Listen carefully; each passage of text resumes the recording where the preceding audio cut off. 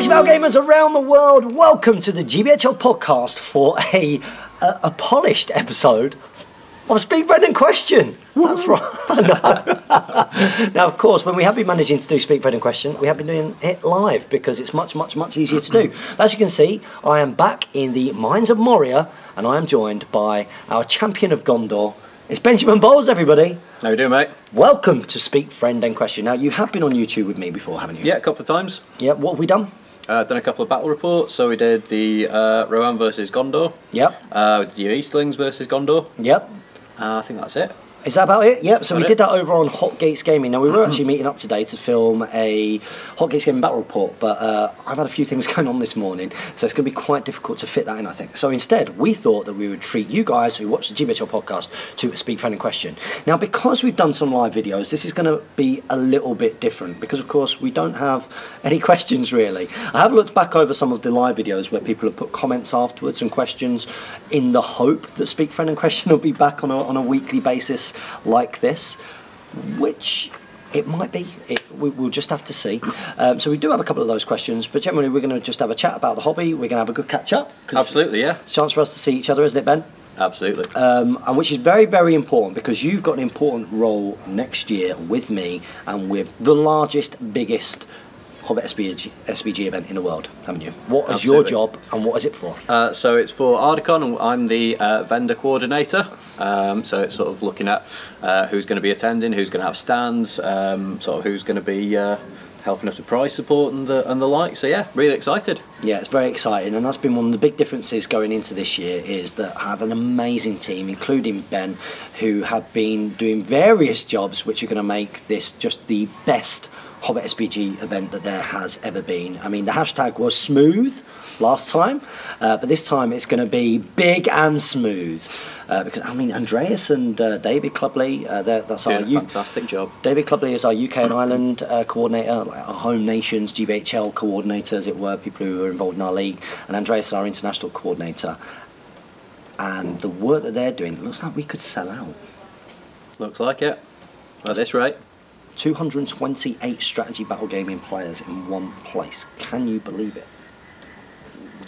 It'll be a sight. It'll be a sight to behold. Let's keep our fingers and toes crossed. Now, of course, if any of you guys out there are producers or you work in the miniature gaming industry, or even you've got something which is to do with Middle-earth and you think that Ardacon would be a great place to be and either sell your products or to show something off, this is the guy to contact. And how can they contact you? Right, you can email me at partners@ardaconsbg.co.uk, or you can get in touch with me on Facebook. That'll be ardaconsbg.com, won't it? .com. .com. Don't email .co.uk because you won't get a response from Ben. But yeah, if you do that, then it will get through to Ben, and then we go from there. I like my email address, which has been put on for the Ardacon, the new Ardacon site, which is going to be launched publicly soon, and it is at ardaconsbg.com. So I think our good friend Andrew Cox was having a bit of a giggle. I think he was, yeah, when he put it together. But it's been super exciting preparing it, and I have to say, it's been much more exciting preparing it, having a team to share that excitement with. Yeah, absolutely. We're building hype in our own team. Absolutely, we're all behind the scenes sort of going absolutely crazy at what we think might be able to happen going into next year. So hopefully a bunch of you strategy battle gamers out there will come and be involved.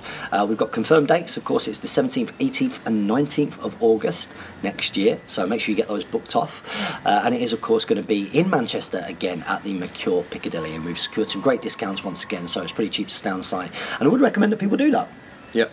One of the big bits of feedback, wasn't it, is that whole kind of experience of being around everybody else who's coming from around the world, who maybe you've met through YouTube or the Facebook groups or the forums or whatever else. Absolutely. I mean, last year I was staying at home. I wasn't. Well, for this year I wasn't staying at the venue, but next year I'm really keen to be staying at the venue because you get to spend a bit more time with them. You know, it's not that transport in and out of Manchester. You know, it's not far for me. It's only sort of half an hour on the tram, but still, it means that I can stay out a bit later. I can just enjoy the experience and chat to people that I wouldn't necessarily get a chance to chat to, because after a busy day of gaming, it's nice to have that social time.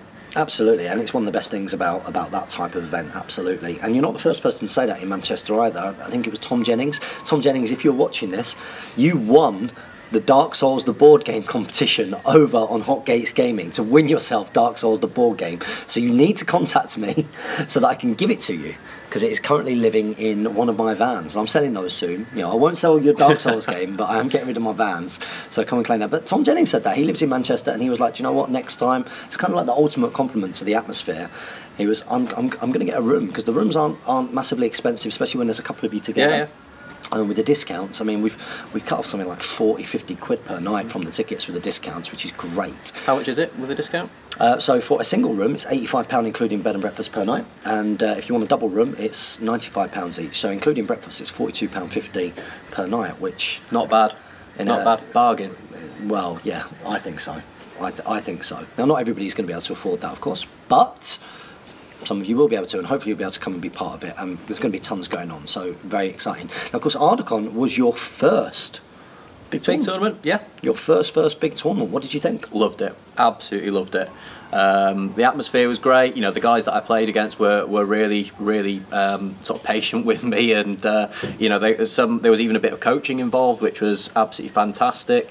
You know, I was playing with a few bits that I've not really played with before, so I've played with my Gondor force, but not really used magic as such. So again, I was getting a few pointers from them.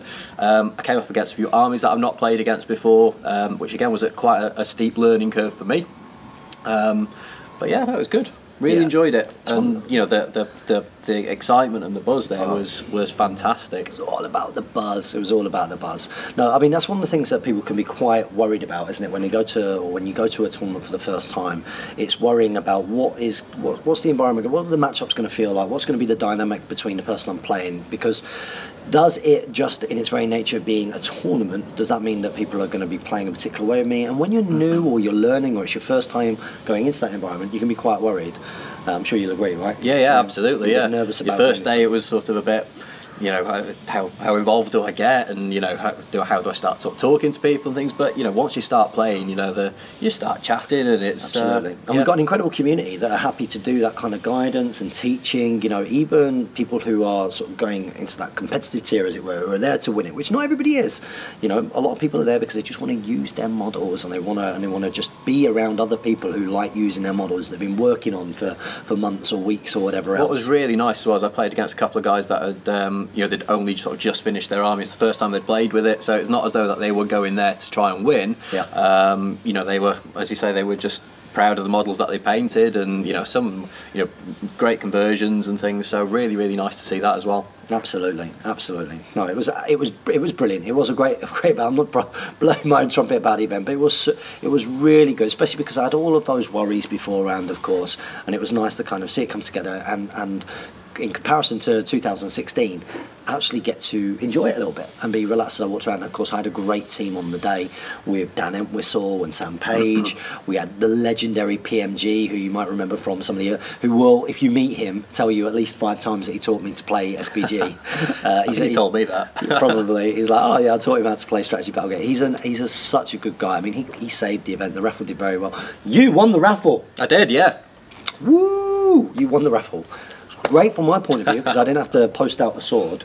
Yeah. You know. Might have got caught in customs. I know. Well, do you know, I think that Pete said that there are ways of transporting them and not getting into, I think because he's got that kind of costuming background. Yeah. They're doing it, but congratulations. Cheers. And it kind of made sense that you won Boromir's sword, since you are a Gondorian. Absolutely. A true Gondorian, not like Gondorian. Not like GBHL Cool Steve, who sort of abandoned that. He's moved on from that, hasn't he? Yeah. In the pursuit of filth. The pursuit of filth. So what we're going to try and do in this video is we're just going to try and have a little bit of a chat about some different things that are going on in our hobby lives, and answer a couple of the questions that came up, and hopefully just give you guys a little bit of Hobbit strategy battle gaming chatter for the next 45 minutes to an hour before we go and grab a little bit of lunch. So, what kind of hobby projects have you been working on lately? At the moment, I'm working on an Isengard force, so I want it to be sort of quite a generic Isengard force. It's not particularly optimised. It's not sort of just full of berserkers and crossbows. Mm-hmm. You know, I just want it to sort of be representative of what I see in the film. Okay. Go for like pikes and quite, you know, sort of, you know, probably third pikes, third sword and shield, and third crossbows almost. Yep. So just something that look quite striking on the board. I'm not necessarily painting it to play with it as such either. I just quite like the way that that they look. So yeah, working through them. I've got an awful lot of basing still to do, which is probably the worst part of it for me. But I used to, do you know what, basing was something that I used to find really satisfying once I'd kind of mastered a particular type of style. I was like, oh, do you know what? Because it felt quite satisfying. Once you have a nice base on a miniature, it can really make a miniature pop. Obviously, like, can really make a miniature pop. So it's almost part of the model that I kind of look forward to doing a little bit now. Where I have been really enjoying that is the generation shift bases. Oh my. Hasn't he made our lives as strategy battle gamers so much easier? I bought a load of them at Ardicon, the Cobblestone Courtyard. Yeah, Cobblestone Courtyard. Great for your Gondor, right? Yeah, exactly. They look absolutely fantastic, and I've probably not done them justice with the paint jobs I've done on them, but good painter. They look wicked. They're absolutely fantastic. So. Yep. Can make a massive difference. It can make an average paint job look like a really good paint job just because you've got gorgeous bases, and anything that can help you with that's a winner. And of course, Matt Davies is one of our very own. So if you've not checked out Generation Shift 92, go and check him out. It's on Facebook, so most of you guys, I imagine, will be on Facebook. Go and check out his Facebook page. I've had actually a lot of queries through Hotgates Gaming doing the painting tutorials for Dark Souls. So if anybody wants to go and check those out, you can do, because they're quite good for transferring for Hobbit SBG, particularly if you paint dwarves or Gondor or anything like that, because I've gone through sort of a couple of different techniques of painting silver, and I've gone through some like painting gold techniques as well. As well as painting red cloaks. You can transfer that Dark Souls over. But I've had a few requests because I've mentioned about putting even those miniatures on Generation Shift bases. They would look cool. Because it just increases the immersion.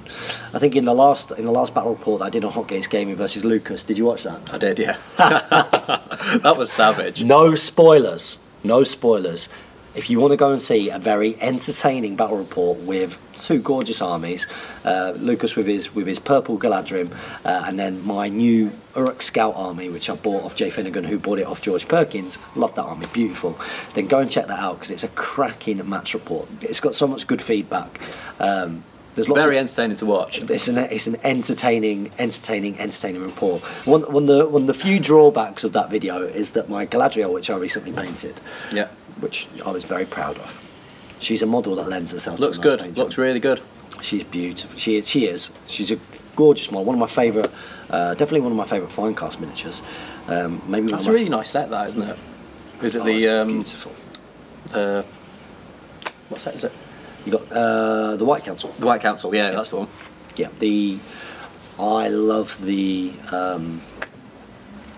I like the Soundman out of it, but he seems like a bit of a nightmare to put together, and I prefer Snooky Q Soundman.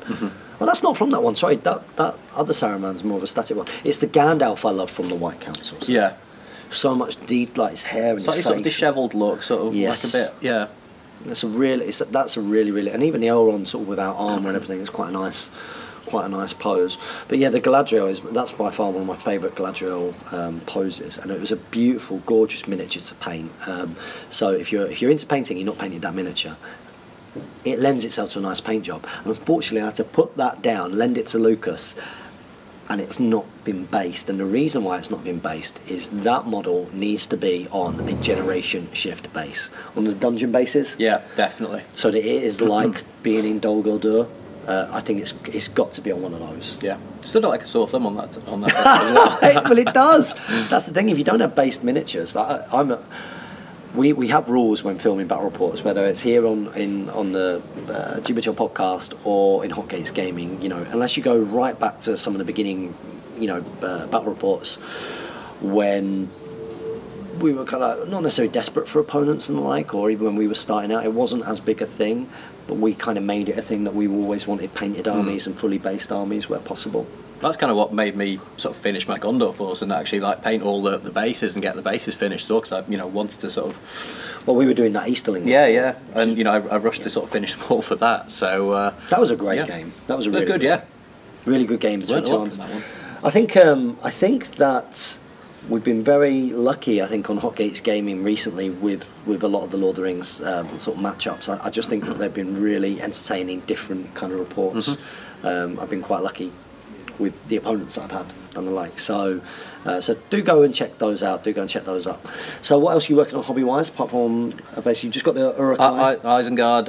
Yep. After that, well, I've sort of set myself a bit of a challenge. Sort of between September and Christmas, I want to be doing 4 miniatures a week. Wow. So that's Good luck with that. quite ambitious because I'm not the quickest painter, and you don't obviously get the. We were talking about this earlier. We don't get as much hobby time as you'd like. No. At the moment, I'm sat at 23, so I'm quite wow. happy with that. Quite happy with that. So I might be finished ahead of really schedule. well. So once I've done that, I think my next army might be Hunter Orcs.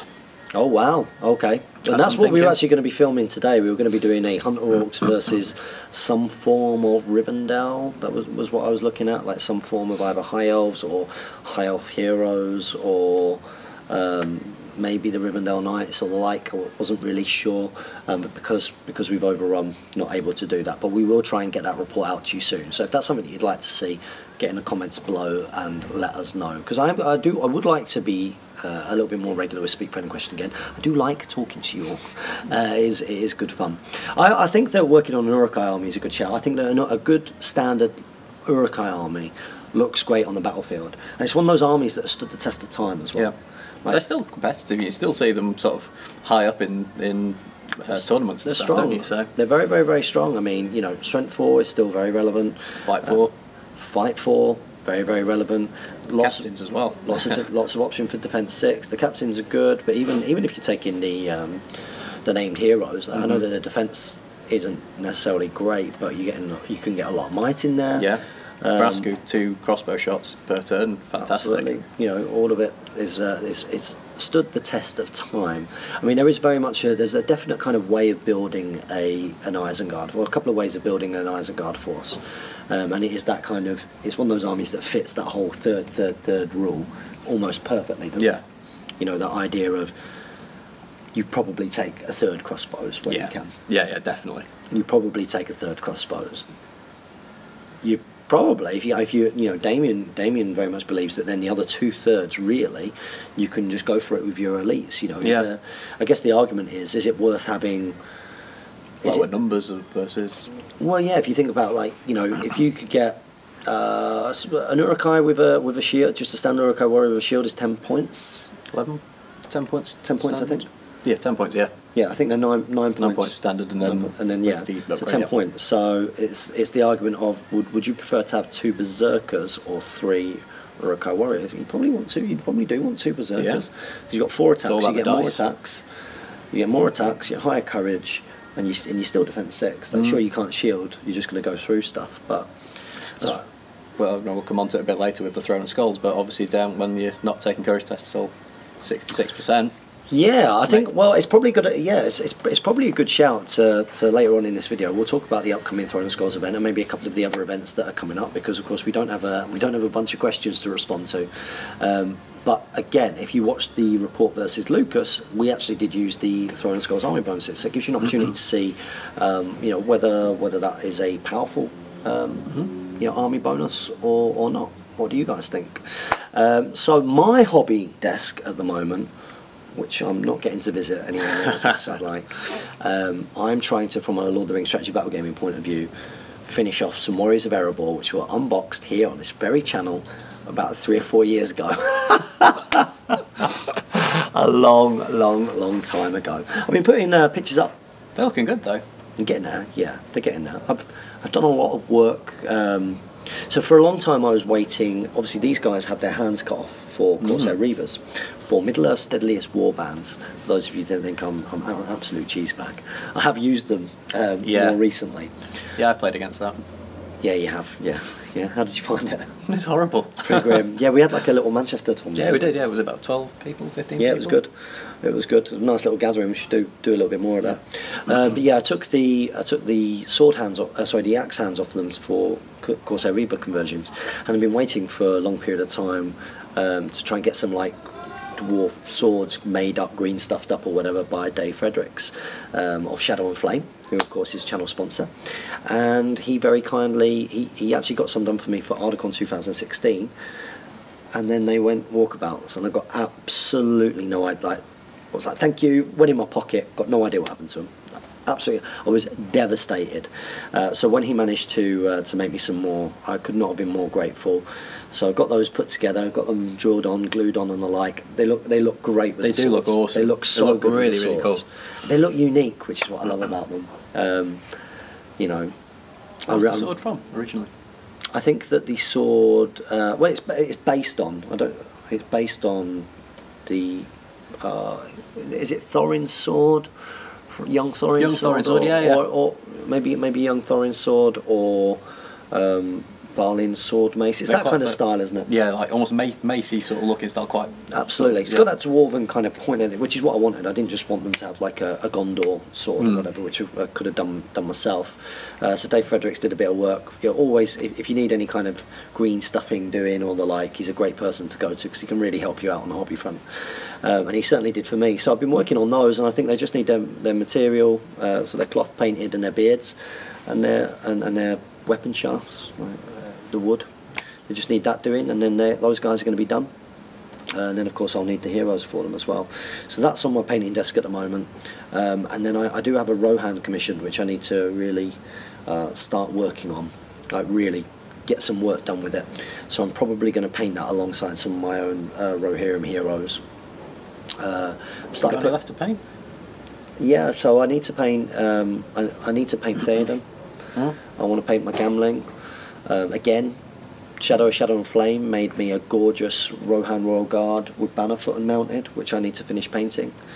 I want to paint the Eowyn from the Final Fate of the Witch King set. Yeah. It's the upright sword one, isn't it? No, that's the Dernhelm one where she's got the helmet on, but she's got the broken shield. That's a cool pose. That's such a cool pose. Really cool pose. Wait. So I've got an Eowyn that was painted by Shadow Flame Kevlar Ents, which is one of my favourite. The mounted one. The mounted. Yeah. The mounted one. Oh, he did the dismount as well. I've seen the dismount. Never had that opportunity. No, one day. Maybe. We'll see. But yeah, so he did that. I mean, Kev's done some great models for me. But yeah, I'd love to get that painted up and looking cool. Basically, all the heroes. I've done a mounted hammer conversion. Yeah. With some green stuff, which was relatively easy. Sort of cut a Royal Guard in half, and then just stuck and drilled a half of the hammer, and then just green stuffed the cloak gaps and filled in the gaps in between and put a shield on. And so that's getting there. So that's probably going to be my next hobby project. Sounds good. After that, so hopefully I can get those Warriors of Erebor done, and then I'll have to get hold of some of those young dwarf heroes, and also my Thrall, unfortunately, doesn't have a shield. The shield went walkabouts in the blister on GW, and I don't have a receipt or anything, so I'm not sure whether there's anyone I can contact about that. But for that army now, obviously with the army special rules and the new list and the like, you want young Thorin. You want young Thorin in there. You want Thrall in there.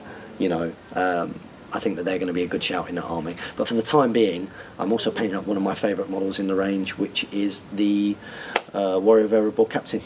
Yeah. With the axes, the 2 axes. That's a great model. Looks cool. That is a really. He's been out of production for a while. Yeah, he has been out of production for a while.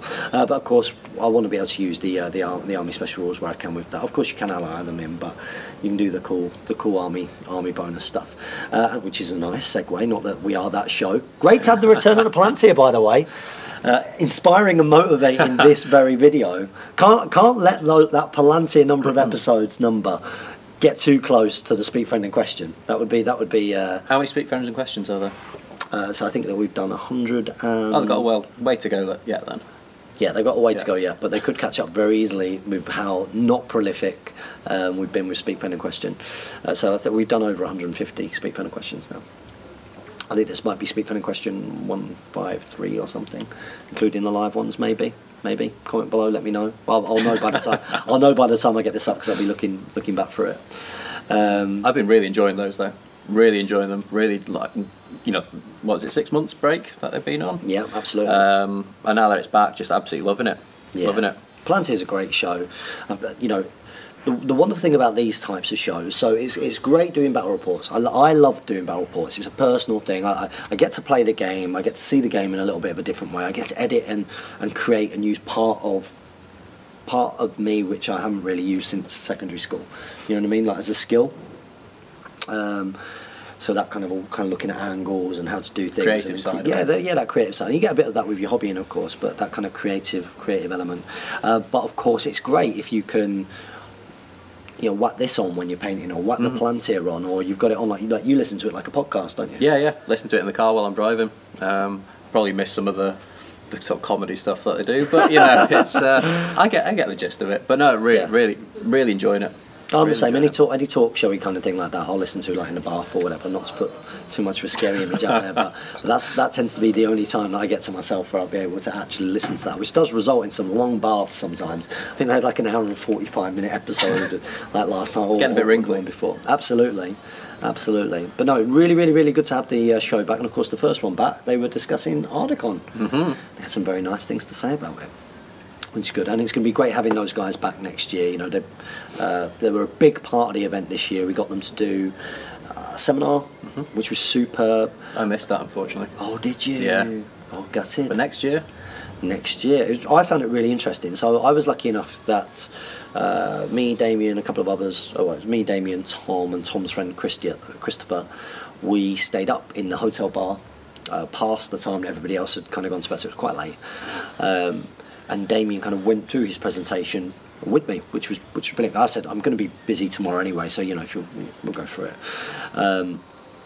And it was hilarious. It was really good and everything. But it was so interesting learning about how they actually put the magazine together, and especially some of the Photoshop wizardry with SBG magazine.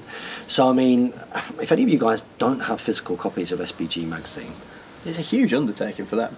It's a massive undertaking. It's a big time sink, but it's a labour of love. They love doing it, and they sold a lot of issues now. A lot of people have made the donations to get physical copies, which I look at. I know that not everybody can do that, but if you can do that and make a donation so that you end up getting a physical copy sent to you and covering the cost of that, then that's really cool. And one of my favourite things to do, of course, if you are interested, in picking up an SBG magazine, which is the SBG fanzine, as it were, the strategy battle gaming fanzine, then you need to email sbgmagazine@gmail.com and ask, how do I pay? That's very important. You can even title the email that, and they'll get back to you and they'll tell you how to do it all. So yeah, really interested seeing those guys up on the stage. I'm glad that they enjoyed it, and they're going to be back again doing something cool next year, and hopefully releasing another magazine at Ardacon. That Dale board, amazing. It was incredible, wasn't it? Did you get to have a... Oh, I don't think they were doing demos and stuff on that one. No, I think it was all... Yeah, so Ardacon Year 1, they brought Dol Guldur, and they were doing like a living game almost, so that you could dip in and out throughout the whole weekend. That's what they did the first time. Then they brought the Dale board this time. I think what they're working towards is an SBG museum. Wow. They do look like museum pieces, though. They do. They're absolutely fantastic. Like, the detail on them is incredible. Have you been for the walk around Warhammer World? Like the No. Okay, so it's like that. So when you go into Warhammer World and you go and do the exhibition, and you go through and you see like all of how 40k and Warhammer, how it's developed over the years, and go through the history of miniatures, and then they've got these absolutely incredible works of art displays which capture things that are going on in the universes and that. Unfortunately, you don't even have anything like that really far. I think there might have been one Hobbit or Lord of the Rings piece in there. I can't remember, but was that way back when? Well, it's just incredible in there. But these SBG magazine terrain pieces are just incredible. It's Rick Fry that does that. Rick Fry built the Mediceld that I have, so he's incredibly talented. Like super talented. So yeah, those guys will be back there next year. And it is great to see that they're back with a Palantir, so gives us something to listen to, and hopefully this is doing exactly the same for you. So we were talking, of course, about we've got Throne of Skulls coming. Yep, that's this weekend. That's this coming weekend. So Throne of Skulls should be happening when this is going up on the GBHL podcast. And of course, the most exciting thing about Throne of Skulls this time round is special rules, army bonuses. Yeah, some experimental army bonus special rules. So we'll have a little chat about these. Now, if you want to hear about these in lots of detail, there is a video with Damien and Jamie, where they discuss all of the different rules. But what we'll do is we'll just kind of talk a little bit about the event and what we think of the special rules that kind of pop into our mind, really, rather than kind of going through each one and saying exactly what we think. So were you tempted to go to Throne Skulls? Tempted, very especially after Ardacon. Sort of built that hype and sort of had a real sort of buzz for the hobby and things. But I just can't make it next weekend. I'm on holiday, unfortunately. That's a shame. Well, unfortunately, it's a shame. Unfortunately, that's a shame. You're on holiday. Similar kind of issue for me. I'm going away. It's not this weekend. I've got an instructor who's away this weekend, which is why I can't do this one. But then I'm going away at the end of the month with Eleanor and Jane, which is why I couldn't make it. And I was gutted because I think this is an event that, although 1,000 points isn't my personal cup of tea, because it's a lot to think about. For lots of people, they prefer that kind of larger scale. But of course, the most exciting thing about it is the opportunity to use these experimental army bonuses, and there are a few in there that definitely got me excited. Which one's got you excited? As a Gondor player, the Minas Tirith one. So Gandalf being able to lead a warband, fantastic. That's huge. Being able to have a wizard lead a warband, and it's one that people have been crying out for. Is Gandalf the White at least, especially now that Gandalf the Grey can lead Lake Town. If you're going to make the argument that wizards should remain sort of independent heroes, I think if you've got Gandalf, because I've seen that where people are, they shouldn't be able to lead troop. If Gandalf can lead Lake Town, I think there's even more precedent for him leading Minas Tirith. He led the defence. Well, in the books in particular. Yeah. In the books in particular, him and then Imrahil as well, were a huge part of the defence. He did lead the defence. He did lead the troops. He did rally them. He was the commander-in-chief of the defence of Minas Tirith. So it does make sense. So him being included is huge. It's huge. Yeah. And the +1 courage always helps, particularly with the heroes. So +1 courage, because I think that you've got a lot of in Gondor. You've got a lot of bodyguard troops anyway. I think. So you've got your Citadel Guard. You've got your Fanning Corps. And there's a big difference between being courage 3, courage 4. I think more for the heroes. I think it's going to be it's pretty good. So it's good for Denethor. Yeah, absolutely. Stops him going on his little rampages. Absolutely. Helps them all with their stand-fast if you need them. Towards the end of the game and things. Towards the end of the game. And even charging sort of terrifying heroes and stuff is really huge. Yeah, I think the big one is the +1 courage will include Gandalf, so it's an auto pass. Yeah. So Gandalf the White. Does Gandalf the White already have a? He doesn't have a 12-inch stand-fast. That's Saruman, isn't it? Saruman, yeah. That's Saruman. So he doesn't have a 12-inch stand-fast, but that basically means that you've got an auto-passing Gandalf without needing to use, because he's courage 7, isn't he? Yeah. He's courage 7, so if you're going up to courage 8, even a double 1 doesn't fail. Yeah. Which is super Fantastic. good. Yeah, so I actually think +1 courage is one of those that you can imagine that people would go, is it great? That was my sort of initial thought. I was like, I'm a bit disappointed with that. But actually, when you think about it, it opens a lot more opportunities up for you, especially as I say, towards the end game and the heroes and stuff. Yeah, I mean the big difference. The biggest weakness of Kingdoms of Men's factions, sort of generally, especially sort of when you start going above 600 points, is the inability to have magic unless you are dropping in something. And the fact that you can have Gandalf the White leading troops is pretty huge, especially because he then becomes your big hero of that force with the 3 might, and you can still spam out and not have the problem of numbers, because you've got so many cheap heroes and the like. Whereas if you have to drop him in and then bring someone to lead a warband, there's almost like a penalty. A penalty on his points. Yeah, I think when you look at it, the Gondor one is maybe slightly better than what you might initially think. Now, of course, one that I was very excited about, speaking about our own armies, was of course the Rohan one. Now, the Rohan one's really interesting. We did a battle report where it was the Sons of Ale, so the Aelingast, 4th Aelingast list. So we've got Ale the Young, Shield Maiden of Rohan, Eowyn, and 12 Sons of Ale. So we did a 400 points it was, 400 points, or was it 350? 400 I think. Was it 400? Okay. Against your Gondorians. Now, one of the things that people say, with +1 strength on the charge, the immediate thing that people are thinking about is, oh my god, Sons of Ale, 3 attacks, strength 5 on the charge. like that's great. What do you think about the Rohirrim special rule? I think it's strong. I think they need it. I think obviously the Sons of Aeol they are an elite. You're paying the points for them, so you don't get that many for what, they 22 points. 22 points. 22 points. So you know they don't come cheap anyway. You know, especially if it's on the charge. If they're played badly and they get counter charged, then obviously they're not getting that +1 strength. And I think if they're played properly, then they can be absolutely devastating. But if they're played badly, then well, that's like with anything. But what you got to, I think, what people have got to remember is that +1 strength isn't as good as, for example, having +1 to wound. So like a lance. So if you had the ability to sort of take a lance for a point, it wouldn't be as good as +1 strength. And you know, +1 strength only matters every 2 points of defences, right? So you know, you might be strength 4.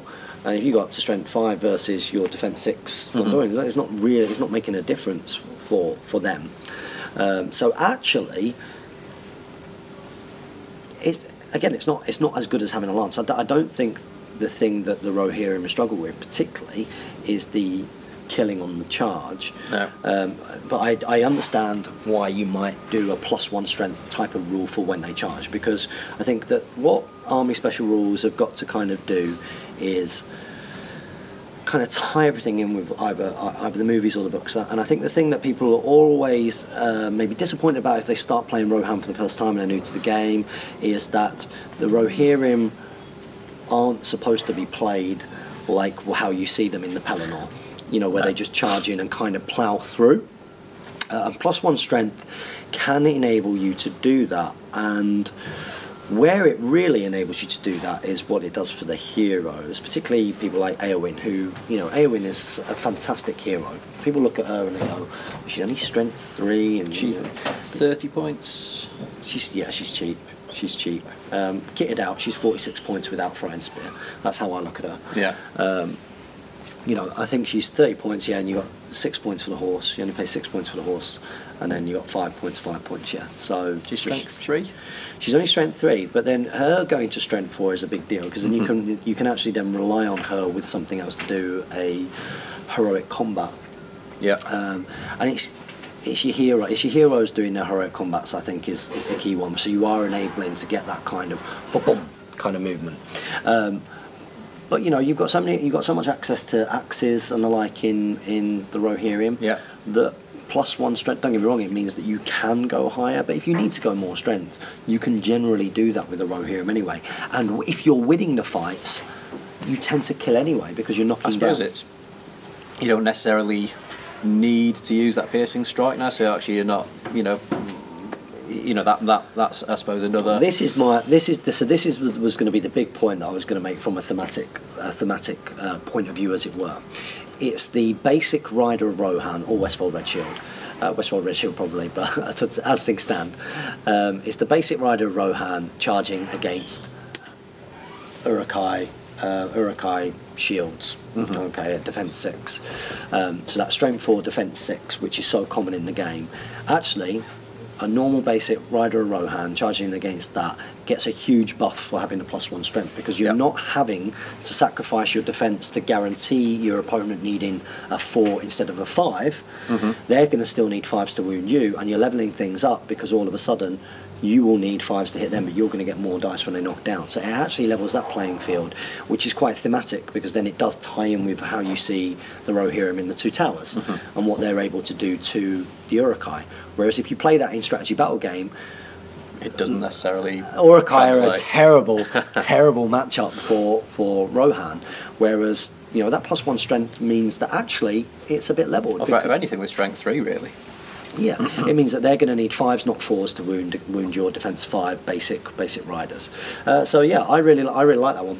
Yeah, I really like that one. I don't think it's too strong. I know that some people are like, oh my god, it's too strong. Sons of Aeol, if they win the combat, they're getting 6 dice to wound anyway. You know, even against defense 8 dwarves, if you're rolling 6 dice, you would hope for a 6. If you're You know, you could be charging against a Treebeard or, you know, so not, yeah, Treebeard, a defense 8 Ents, and you would hope to get 1/6 from that. And they can piercing strike if you want to up that strength anyway. So it's not as powerful on them as what people think. It's actually what it does for your basic rider, Rohan, and your Eowyn's and your heroes really.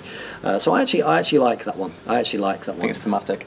I think it's thematic, and what I'm hoping is that will then stack with sort of an improved Theoden profile, where he's got like a banner effect or something, or you get +1 fight when you if you're within a certain range when you charge. So more of those type of layerings and aura type special rules or rules for characters. And I think that Jay might go down that route if you look at what he's done with Lake Town, and because he plays Guild Ball, where you start stacking up, and that means that your placing of your heroes becomes more important because you're trying to stack up. Well, I want Fight 4, I want +1 strength, I want a banner effect. You know, Theoden having like a once per game thing where, you know, the turn after the turn after the first turn that Theoden charges, he basically gets a terror bubble of 6 inches. That would be great for the Rohirrim. That would be really, really good for the Rohirrim, and it kind of gives you that kind of once per game moment where you can actually try and do something, and then is useful for them, which is the turn after you charge, where then death moment. where it can all go downhill, and obviously you lose the roll offs and the like. So stuff like that I think would be really, really cool. Any other special rules that kind of stuck out for you? I like the one with for the Ents. Yes. So that's is resistant to magic. Yeah. So do they get resistance to magic, but they can't have any spell that wouldn't move them? Is that right? Any spell that would move them or stop them? Is that it? I think it's any. So they can't be immobilized basically, and they can't be. They can be blasted, but they don't move with the blast. So any spell that would move them. So basically, compel, command, immobilize, transfix, and blast. They can't be moved and they can't be stopped doing from what they're doing, which. I know that Jamie wasn't keen on that, but you've got to think it's an Ent army, which isn't great. But what it does, again, from a thematic point of view, is what do we see the Ents do in the movies? Yeah. Well, they go and break down Saruman's house, and Saruman has got immobilise and command for days, you know. And if you think about, so again, you think of the matchup, Uruk-hai and Saruman versus Ents is really bad for the Ents. Yeah. It's bad for the Ents because of immobilise, and because of all of the strength 4 is still only 6s against defense 8. So actually, one immobilised Ent trapped goes down really easy. Goes down really easy to Uruk-hai, which I can remember from played against Kieran Street, and it was the first scenario on the GBHL podcast. It was actually the last march of the Ents, and he absolutely completely destroyed those, because you know, if you don't roll the 6 of the Ents, a trapped Ents against strength 4, they go down so quick. So I actually like that one. I really like that one. You know, I've never seen. I think I've seen Treebeard at tournaments and stuff, but I don't think I've ever seen just your regular Ents, and I think actually it almost makes them playable now. You know, makes them a viable army. So. You know, I have got a plastic Ent that's sat in the box. I've got a Treebeard, so potentially it's something I might like to try at some stage. So that sounds good. Yeah, I've got Treebeard. I've got 2 beautiful tree giants from Shadow and Flame, which obviously they don't make anymore. Those are stunning. I'd love to play with. I think I need one more. I'd need one more Ent to make that into an army that you could kind of bring on the battlefield, as it were. But yeah, I think that one's cool. And I mean, speaking of thematic ones, if you look at, I like the Uruk-hai one. I think is really good. Like, to not suffer the effects of breaking until you're down to a third of your army is really good. I think the thing that it does well is it means that the Uruk-hai player isn't necessarily bringing Fury. Yeah. You know, which means that you can get more might on the table because you bring your named captains, to get a bit more might. Whereas, because obviously might's going to be quite important for enabling those troops to do what they want. I think that's really good. The difference of having to kill that another 6 or another 8 or whatever else. That can be tough against Uruk-hai. Uruk-hai don't go down easy, really. Yeah. Again, made a bit of a difference in the game that you played recently. Or did it? Go and check out Hotgates Gaming. I believe that there is a link in the video description below for that channel. So yeah, that's another one that sticks out. Are there any in there that you think you look at and you go, they're not very good?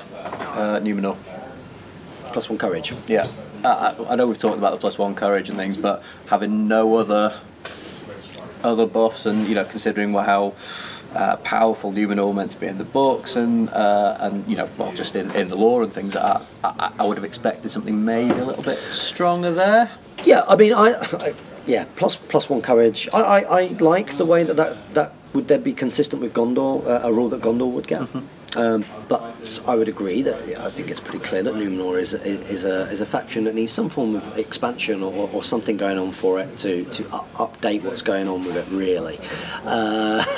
Everybody would agree with that. I think the key thing with the army special rules is don't look at them in isolation. There's going to be a bunch of other things which are going on. There are going to be profiles which are changing, profiles which are merging, and I have a feeling, and I hope that this is an area that the game is going. Because remember, I don't know. I'm not a play tester. I'm not involved in those loops. I haven't signed any NDAs or anything like that.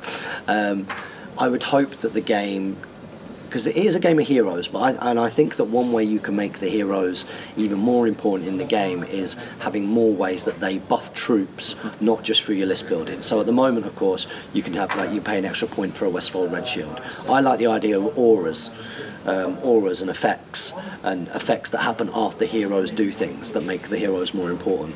So, for example, Erkenbrand, it could be that maybe his warband is that, but maybe. I would like horns not to be battlefield wide. It could be that he has a +2 horn for everybody within 6 inches of him. Because then you've got to think more about where his positioning is, where he is, stuff like that maybe. And I've said about Theoden, maybe he's got like an extended stand fast and banner, maybe a little bit more like a bard rule, things along those lines. So I wouldn't look at the rule in isolation. I would imagine that Numenor would get some kind of full update. But +1 courage, you've got to think like what does it do for that army? So are they courage 3? Are they courage 3 now? Are they Numenorians courage 3? Are they not courage 4? I don't know. Off the top of my head, I don't know. I'm not too sure. You look at it and think, does it really help the heroes? I think that they've got some courage 7. Is it Elendil courage 7? Yeah. So if Elendil's courage 7, it means that he's auto-passing courage, which means that they're probably not. So that's where you're seeing it really. That +1 courage is probably helping Elendil make sure that everybody passes. So whilst he's around. So yeah, I mean it's useful in that regard, but it's probably not what other people hope for. Any others that you weren't sure about? That's the one that really sort of stuck out. How about you? Yeah, I think Numenor is one that maybe stuck out. I think maybe there was a little bit of disappointment from myself with New Mirkwood, just kind of keeping the special rule that it's kind of got at the moment, which is of course, if you bring these named characters, you get 100% bow with Mirkwood Rangers. I think that maybe should just be a thing which is kind of built into the generic part of the army rather than part of the army rather than just part of the army rather than an army bonus.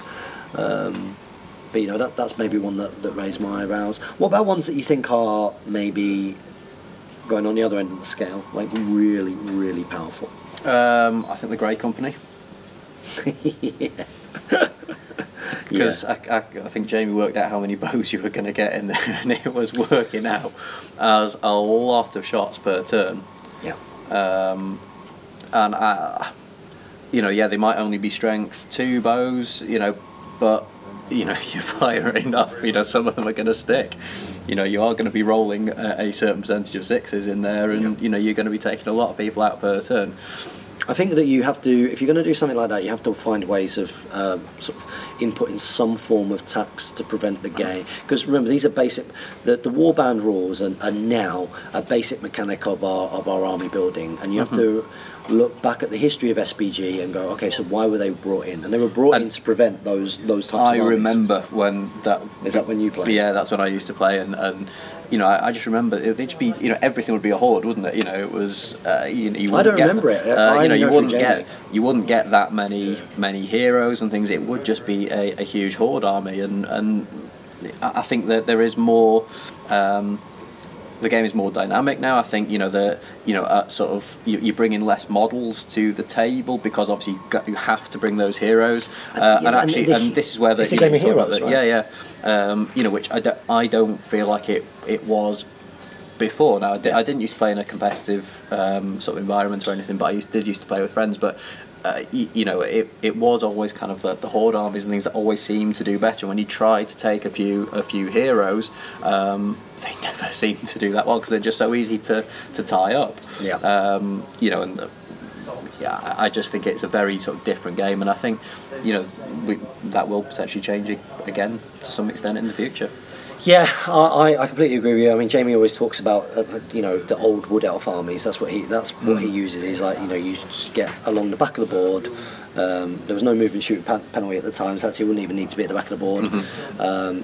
And you would basically get everything shoot. You'd have Legolas and then just all Wood Elves, and you just have a ridiculous number of shots, and it just wasn't fun to play with or against and that kind of thing. And you can imagine with the Grey Company that would happen. Now, I do like the idea of Rangers of the North being able to lead troops because there isn't any kind of ranger captain or anything in there, and it seems to make sense that if you've got a Ranger of the North, they can lead 4, and I kind of like that. But I think it almost needs to be on the proviso that, you know, Halbrand is there, you know, or, you know, Halbrand is there, or Aragorn, or so it's basically if you bring these, then this happens, like that kind of thing. Yeah, rather than it's just becoming a horde army rather than it being quite a. You know, I imagine the Rangers of the North being quite a sort of very elite sort of force. What were the numbers in the book? 25 or something like that? 30. 30. You know, it wasn't that many, but obviously this almost allows you to. You're taking almost that number. I believe the Grey Company who rode south, it was 30, and I think it's unclear whether it's 30 that. I think you can find it out, but whether it's 30 that includes the twins and Halbrand, or whether it doesn't include the twins and Halbrand, who of course the twins are part of the Grey Company. So yeah, I think that you just did there has to be some form of tax in there, so that, you know, as long as you bring the twins, as long as you bring one of the named heroes, one of the named heroes. Maybe something along those lines. You know, could be a way to go with it. I mean, one thing I would have liked to see with that army as it stood, the rule for getting 100% bows, it was a big tax. It was a big tax really in order to get those bow shots, and they're only strength 2 bows, you know, and they're only defense 4 models across the board really, apart from the Rangers of the North. That's squishy. And people get confused by the rule of for every one you get to bring this, but they're independent heroes. So I do like something which just gives them 100% bows. It makes sense. They're you know, if you're going to have a Ranger army, that kind of makes sense. But I also personally think that the Dunedain, you know, should be 5/5, and I think it should be something along the lines of, if you're not going to change the profile to the BM, again, it could be when you bring Aragorn. Yeah, they are. The fact that it was Strider, I really like as well. The fact that you're going to get these merged profiles, that's exciting for me. I don't know if you felt the same, but when you look at it, you know, you want to be able to bring like a Strider profile with the Grey Company, and why can't you? You can only bring Isildur's Heir. Merged rules that then just have kit upgrades and things, I think is really, really cool. So yeah, I think that one stood out, and ones that change the way that you build armies, I think, are the ones that stand out as ones that maybe you won't be 100% happy with. So things like the Woses. Woses. That's just where one of your warriors can lead your warband rather than a captain, isn't it? Yeah, pretty much. And it's like, well, there's no tax on that, so you can get a ridiculous number of Woses. Now, are people going to do that? Like, go out there and try and get all those metal models? Possibly, if it becomes something a bit. I don't think it's going to be fun to play or play against. So I'm not sure how you kind of get around that unless you upgrade. Unless it's you can upgrade a Woes to be a Woes captain, for a cost of this, and can go on to lead that. You know, and you create a Woes captain profile effectively, or a Woes chief, leader, or Woes chief, or whatever it tribe master, or whatever. Exactly. You can kind of do that. I think the Mahud one's really good. I think Wood Elves getting resistance to magic is really interesting. That's thematic as well. Absolutely. I think it's interesting that you can't get Legolas in that list, and then you've got that kind of choice to make. I think it's worth it. I think that you drop Legolas and you put like Haldir in, Haldir, Rumil, those types of characters to get that. I think that's really good. I think that Army of the Dead, because they're expensive. I'm not sure. You're not taking you've got no might. You've got no bows in there. No. It is very much try and get them into combat. And so I think that those upsetting the army building rules, it's not as much of a thing. No. But I think if you make it really common, then it kind of loses its.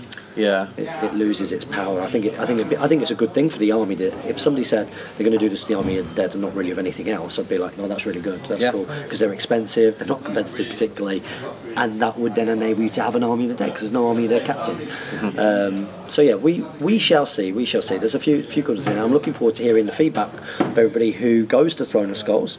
I believe that there are some tickets available. Well, no, they won't be by now. They're playing right now. So looking forward to hearing the feedback and hopefully some good things come of it. Hopefully there's no kind of rash decisions made on it. I really love the Eagles ones. The fact that Eagles can hurl fell beasts on the charge is good. That's a really decent Makes sense. You see it in the films. You see it in the movies, and +1 attack and knockdown on the charge. I just think that makes sense for Eagles. I like it that's being looked at. I wonder whether that would be something which should actually be a profile change rather than an army bonus. But we shall see going forwards. So apart from that, we're actually going. So we might not be going to Throne of Skulls, but we're going to try and go to an event soon. Yes, we are. And we're going to be trying to come to this place. We're in the Element Games Northwest Gaming Centre. That's why you can hear a little bit of background noise, so I apologise for that. But these guys very kindly let us film here, and of course this is the home of Desolation of Stockport, which Jamie and I are running again next year. So if you're on the Great British Hobbit League Facebook page, check out the events tab, and we've already set up the events tab for Desolation of Stockport next year. But there is an event here before that for Hobbit, and it is run by our very own GBHL Harry and GBHL Jamie. They're doing a doubles event. Yeah. And we're looking to partner up, aren't we? We are indeed. I'm looking forward to this. Really looking forward to it. It'd be really cool. Have you done doubles before? Nope. Played doubles before? No. I'm a doubles champion. So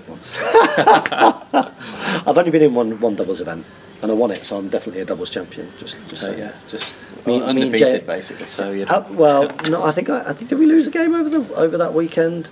Because it was a really cool format. So again, 7 Stones run by GBHL Tom and Damien, really cool format, and there's like a dropout kind of system. So you play on the first day to determine what group you go in, and then you play like a tournament on the second day, which is like a knockout tournament. So I actually think on the first day, did we win 2 and draw 1, or we won 1 and drew 2, or something like that. I think we won 1 and drew 2, which just got us into the top group in the first year, and then we won all of the preceding games.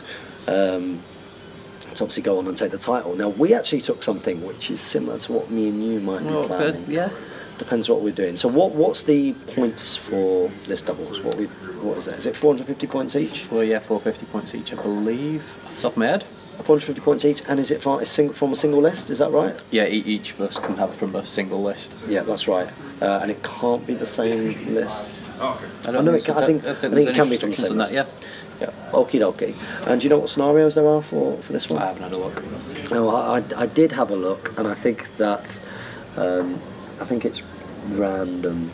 A lot of it's random from a bunch of these other scenarios that aren't really out there, and they've not put out the details for the scenarios yet. But we're not going to be building for the scenarios, are we? No, because you're a man of Gondor. I'm a man of Rohan. Absolutely. Thematic though. It's thematic. Now, when Jay and I did it, we did the birth of Rohan. That was the birth of the Rohirrim, and we did very much a Gondor horde, using unnamed heroes. So I think there was a Gondor captain, a Knight of the White Tower, and we used Kyrian, because even though the Kyrian in the Kingdoms of Men book isn't the Kyrian from the birth of Rohan, he was the Steward of Gondor. who was rescued by Ale, of course. Yep. And then I had Ale the Young, 10 or 12 sons of Ale, and a captain of Rohan, which is probably the one thing, because if it's a captain of Rohan, you know, you kind of said it's a captain of the Northmen. Now that list would have worked much better with Eowyn. Would have worked out perfect than a captain. But we went on and we actually won that. So we're thinking of doing something similar, yeah. So it's up to you. What do you think? Do you think that we should go down that Birth of Rohan point of view and sort of build the Sons of Ale and spam out and do a little bit of a homage to Jay and I's effort, or would you prefer to do something which was a little bit more Third Age? What's your later in Third Age? So you're actually going to see a team working out their list over this next minute or two while we finish up. Third Age would be quite good. Yeah. Okay. What's your thoughts? It means I've got to get stuff painted up. Yeah. See, well, it'll give you an opportunity to. It depends. I could bring an optimised 450 point Rohan list. I mean, Rohan kind of just about 500 points. I think is the all mounted sweet spot. Don't know if you heard me say that before.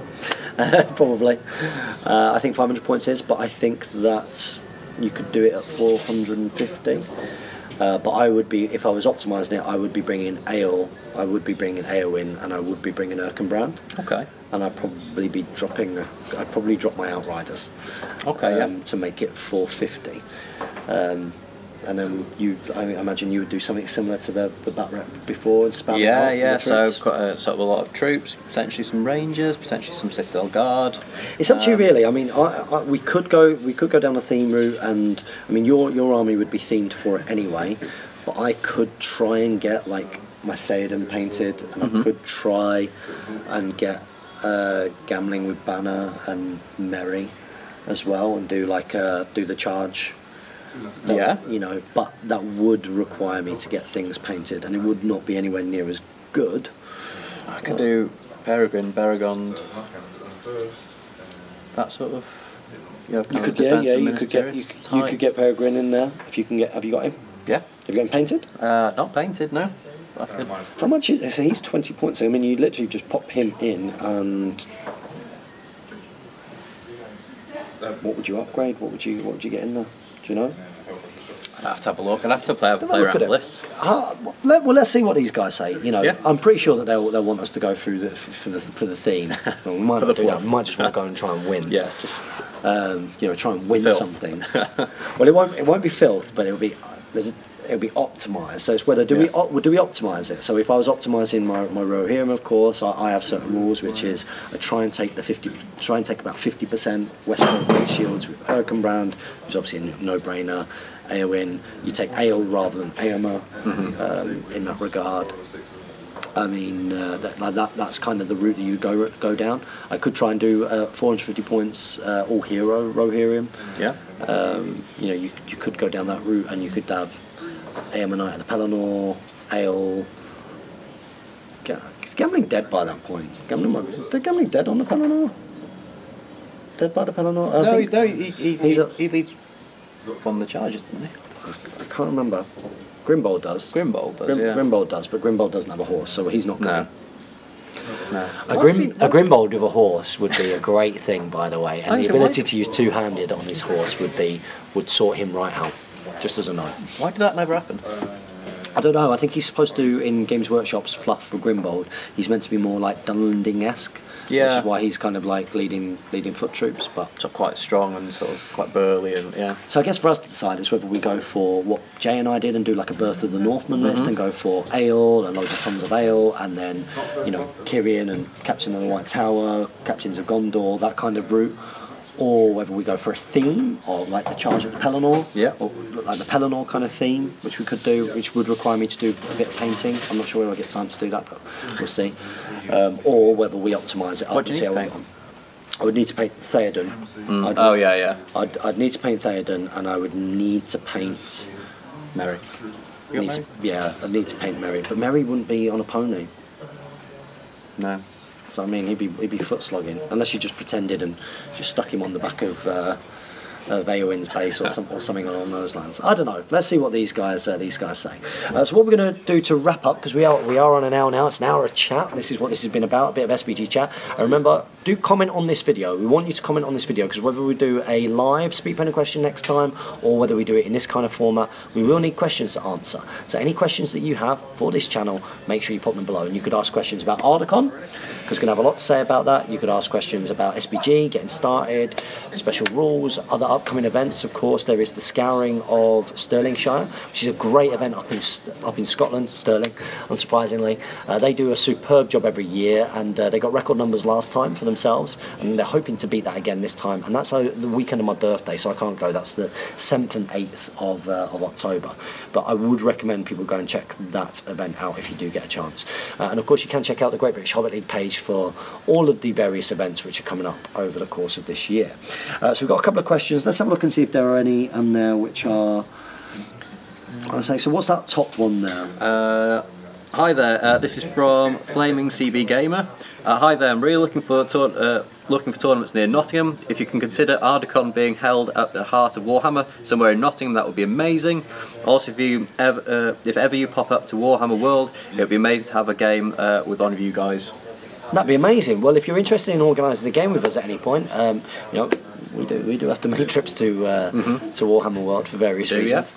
Yeah. So if you would like to organise a game, you can email hotgatesgaming@gmail.com and we'll look to arrange that. Now, Ardacon won't be happening in Nottingham, but there are plenty of events that are around the Nottingham area. So of course, you do have the official Games Workshop events. Throne of Skulls is back, and of course it's coming up very soon. And of course they will be doing a grand tournament again next year, I imagine, which is, you know, your super competitive event. So we're checking it out. But there are other events that are by Nottingham. We do have the Battle of Unnumbered Tears, which is run by Owen Wright and Ed Ball. That's worth looking out for. We know that Dan Entwistle and Sam Jeffrey will be looking to run another event, and these events tend to be run Sutton upon Ashfield or something, around that kind of area. They used not to be a million miles from Nottingham, is it? Not a million miles away from Nottingham, and I know there used to be a few tournaments in the Mansfield area, but we do have quite a few which are going on around the Midlands area. So again, get yourself onto the Great British Hobbit League page and maybe ask there and be able to help. Cool. Next one, Callum D. It's been a while, glad to have you back for once. At last, finally got my hands on the beautiful Legolas foot and mounted set. I'm too scared to paint it for fear of butchering the white horse. Any tips for painting white horses? Do you have any tips for painting white horses or painting white? I'm not the best painter, but I think obviously start from I've started when I've done my white horses with a grey, and then just build it up gradually. You know, either water down your paints, lime and medium. I've sort of recently started using that sort of to thin the whites down and just layer it up very gradually, rather than just trying to do a very thick. See, white tends to go quite splodgy, I think, and it just looks quite almost overpowering a little bit, and you just mix a bit of lime and medium in with it, and it just thins it down. It's basically paint without pigment. Using medium is a really good bit of advice generally with painting, especially if you're looking to sort of blend up through highlights and the like, and you want nice smooth transitions, and you don't want the paint to sort of dry on the end of your brush, which you can do with water. It can start to recede, and of course when you're painting colours like white, like you say, you can end up with splodgy bits if it starts drying and kind of retaining in. So medium can make a much smoother bit, and if you want to get hold of some medium and you want a discount for that, I'm very lucky to have an affiliate scheme going on with Element Games. So if you go and check out Hotgates Gaming, you'll see that there's a link, and if you use that link when you go to Element Games to buy anything, whether it's Hobbit supplies or hobby supplies or other systems that you play, when you use that link, I think you get 15% off, and if you use the code JAM2166 you get double store credit upon purchase, but it also does help me and my quest to make content on YouTube. Everyone's a winner. Everyone's a winner, really, so do go and check that out if you can. My tip for painting white would be go the opposite way round. So it's up to you whether you want to go for a white that looks like it's coming up through from like a grey, or whether you want something, because obviously whites can look quite bluish sometimes. So sometimes I find that it's almost like the opposite way round to painting another colour. When you're painting certain colours, so let's say I was painting red, I might paint the red and then I would wash it. and the washing creates the shading. When I'm painting light colours, what I tend to do is start with a dark colour and almost glaze my way up. So using very kind of thin coats of the lighter colour gradually, and sort of doing more layers on the points you want to be more highlighted. So with white, I'll tend to do like a Dawnstone, Citadel Dawnstone colour, and then I'll do like a 50-50 Dawnstone with one of the whites, whether it's Skull White, Ceramite White, I'm not sure, it's one of them. And then I'll do a very thin layer of that on the raised areas, and then I might do that again a little bit more on a bit more of a raised area, add a bit more white, do that again, and it's only really the final crease where I might do like pure white, and that creates the look of it actually being white. And with my Galadriel, I actually went another way because I wanted more of the bluey kind of the bluey build up, and I actually built that up from one of the Space Wolf colours, Fenrisian Grey, which is like a very light bluey grey, and that works really well. So do exactly the same, paint that colour on first, and then kind of slowly add more and more white paint to a very thin, mediumed down paint, and do layers, very thin layers. That's going to be a good way of painting your whites, particularly with horses. Any more? From Devi, also for time, you could announce the second and third place for handout certificate afterwards. I'm guessing this is to do with Ardcon. Yeah, probably. Ask anyone who won to come up at the end of the ceremony to pick them up. Fair enough. And then another Ardcon point. So this one, if you want to make category winners at Ardcon a bigger deal, it might be worth making them worth team points. That way, that would encourage people to participate whilst not affecting tournament itself too heavily, and without something newer players and clubs, preventing newer players and clubs from entering. I'm sure Team Chester could manage one player per book, but it might put some people off. Which is why, like as cool as I think it would be, I wouldn't necessarily want to go down the route of saying each player in your team must bring from a different army category. Because I personally think that would be really cool, but it could put some people off, and people might not be able to do that. Somebody might be like, well, look, all I've got is Isengard. Well, all I've got is Isengard. Yeah. You know, and you don't necessarily want to do that. But I would like the army categories to have more to them. Now, I think this year with the trophies and everything, I think that did add to it. Yeah. And you just want to increase the prestige almost. You know, I really loved it when I don't know again if I mentioned this, but I won Best Kingdoms of Men player. Did you? Throne of Skulls a few years ago. Yeah, with Rohan. You should talk about that more, you know. I should. Yeah. I should talk about that a lot more. I don't talk about it enough. In fact, why is that not on every T-shirt that I wear? But I would like to find a way of making that was sort of almost more prestigious. Because I think there's a lot. Not everybody is necessarily going to be competing for first, second, and third. But that might be. If you are competing for first, second, and third, you might be taking evil alliances, good alliances, dropping things in because you want to be super optimised. Whereas you might look at it and go, well, do you know what? I'm not necessarily going to try and do that. What I'm going to do is I'm going to try and win the Best Kingdoms of Men player, because, you know, who am I going to be up against in that category? I'm going to try and be the best Hobbit Evil player or Hobbit Good player or whatever else. I actually think that could be really cool. But if any of you guys have got any suggestions, do put them in the comments below. Been great bringing a Speak Friend and Question back to you guys in this format. It's a little bit different, takes a bit more editing.